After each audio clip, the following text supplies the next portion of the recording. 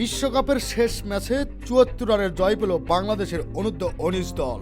সেমিফাইনালে খেলার আশা বাংলাদেশের যুবাদের শেষ হয়ে গিয়েছিল আগেই। আজকের ম্যাচ থেকে তাই পাওয়ার কিছু ছিল না আজিজুল হাকিমদের। তবু জিম্বাবুয়ের বিপক্ষে অনূর্ধ্ব-১৯ বিশ্বকাপের এই ম্যাচে ৭৪ রানের বড় জয়ই পেয়েছেন তারা।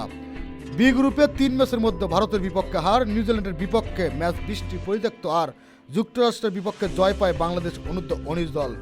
কিন্তু বিপত্তি বাদে বাংলাদেশ যে যুক্তরাষ্ট্রের বিপক্ষে জিতেছিল তার সুপার সিক্সে না ওঠায় নিয়ম অনুযায়ী তাদের বিপক্ষে জেতা ম্যাচের পয়েন্ট যোগ হয়নি। মাত্র ১ পয়েন্ট নিয়ে সুপার সিক্সে ওঠে বাংলাদেশ। এই পর্বের প্রথম ম্যাচে ইংল্যান্ড অনূর্ধ্ব-১৯ দলের কাছে হেরে যাওয়ার পরই শেষ হয়ে যায় তাদের সেমিফাইনালের সম্ভাবনা।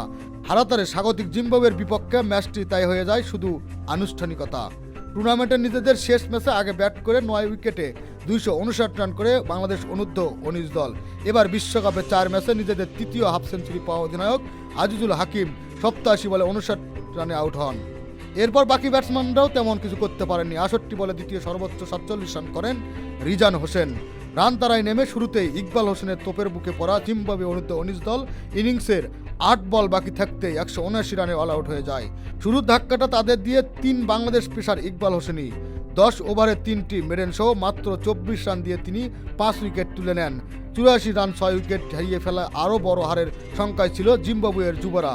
তবে দল হাল ধরেন সিম্বারাসের মুরজেগেনার। তার ব্যাটে আসে ১৭১ বলে ৭০ রান।